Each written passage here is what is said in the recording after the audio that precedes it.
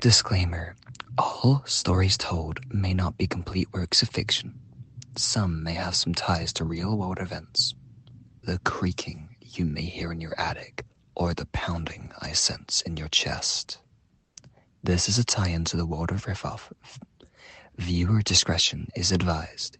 You have been warned, dear listener. Sprout Storybook, Episode 2, Origins and Originals, narrated by Takimu. Welcome, one and all, guys, gals, and non-binary pals, those from behind and beyond the misty veil of Riff-Offia. I am your lovely host. Well, look who's rocking the airwaves. You didn't seriously think you could do a show without me, did you? Oh, wait. Are you already on the air?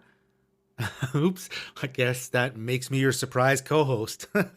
Well, don't worry, I won't upstage you. Well, maybe just a little. Well, I was, until you decided to come in without knocking, you amphibian cretin. At least you could have asked to come in. But no. Did your mother teach you nothing? Whoa there, that's some spicy vocabulary for your friendly neighborhood frog over here. And dragging Mom into this? Low blow, my friend. Just you remember, I'm the original welcome committee. Don't you remember who calmed your jittery roots on day one?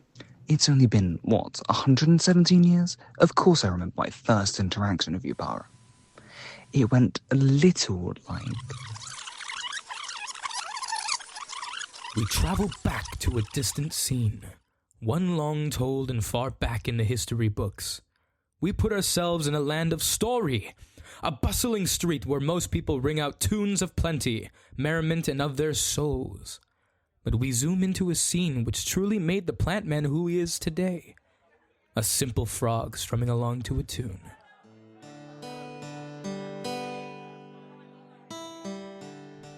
I'm supposed to, meet some guy with a guitar in the town square? Seems a little outlandish at best. An elder hanging around here? As the young man walks around the square in confusion, a senior in comparison to the young plant speaks up. Excuse me, mind holding my guitar while I stretch these old frog legs? Hey, aren't you that mysterious hitchhiker from the shack? Yes, of course. Are you the man I'm meeting up with? Oh, I guess frog, sorry. I didn't expect a creature such as yourself to be able to play, an instrument. Surprise! Frogs can be more than just croak singers, eh? With some swagger, faith, and a few more years than you've got counted, we can do just about anything. Now, grab that guitar. I got council drama waiting, and trust me, it's more intense than a swamp party. Well, yes, of course. Would you like me to keep hold of your guitar? I mean, only if you wouldn't mind me taking it for now. As the two interacted, a sort of tension was cut, like a hot knife through butter. The overlord of the marshes and swamps simply smiled and brushed them off with a simple sway of their hand, a gesture to bring him along in the tour. A sort of calm washed over the two as they strolled through the ethereal-sounding square. So, how'd you find your way here anyway? I mean, not everyone makes it past the barrier. Well, he sort of called for me, as if I was speaking to an old friend. The way it just whistled and called for me, it was almost as if I had known to speak to it for all my life. But less about that. This town, the very bustling life it shows, the way music floats around. This place is magical. Called to you, eh? Yeah, that's how that knack feels. Like a catchy tune you just can't get out of your head. And the magic in these streets? Nah, that's just science sneaking away before we can figure it out. By the way, what do you want me to call you, my young sproutling? I don't really have much of a name, actually. Perhaps you can call me Sproutling, I guess. I am a plant manipulator, after all. The bustling streets seemed to be drowned out for just a moment. Intrigue and judgment filled their tour guide's visage as the plant man finished speaking. Oh, the music here's got some serious mojo, that's for sure. You won't just be whistling in the dark. These tunes, they bend reality, like a frog on a trampoline. So you're telling me that they can cast spells through tunes alone? Just average people, such as you, can pick up an instrument and bend reality to their whim. Exactly, my vine-twirled friend. These melodies here pack a punch stronger than a swamp breeze. We don't always get how or why, kind of like why my socks seem to vanish in the laundry, but isn't that just the spice of life? As the two continued chatting, they reached a tea shop in which truly stuck out to the two passing by. The amphibian overlord, which took up a spot on the council, nodded to the young sproutling, as if to confirm his suspicions, which made the young plant ever so delighted.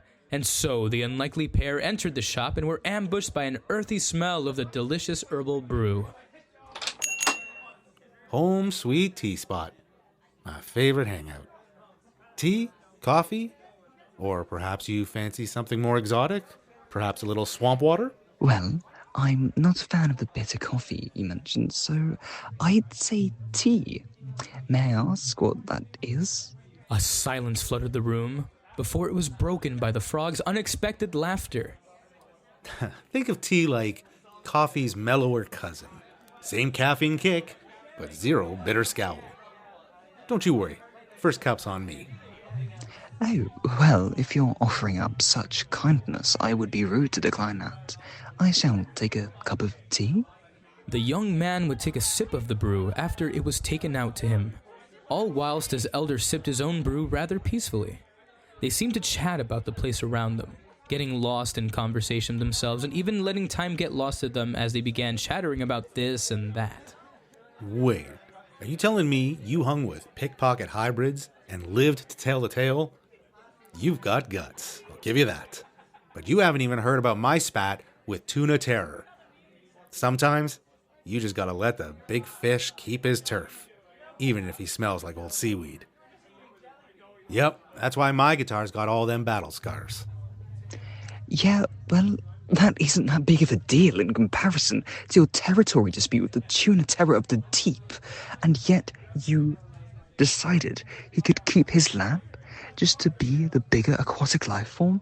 I mean, I never knew someone could be so kind and yet so fierce. No wonder your guitar is so scratched up. Why, this whole thing? It's been through more drama than a swamp soap opera, I tell ya.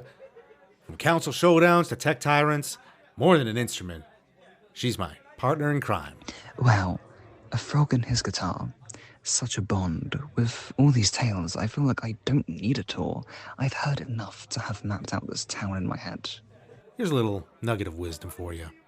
A subtle draft filled the room as the overlord of the swamps got serious for just a moment. It felt as if Sprout's soul was being judged on the scales of end time. Stories are like real treasure.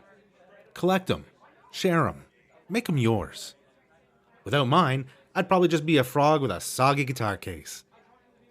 And this place is packed with tales waiting for a curious ear. As Parallaxus trailed off, he stared at the rusted pocket watch in a moment of panic and realization. He had to be at the town hall in a matter of minutes. Hey, you alright? Perhaps remembering another story?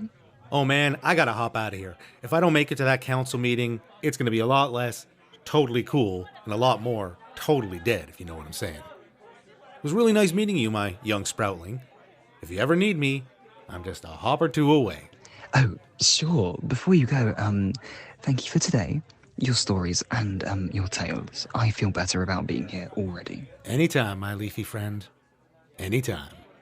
And like that, the frogman bolted off and out the door, off to the council, which overruled the hidden town with a mystical force. It left quite the impression on the boy.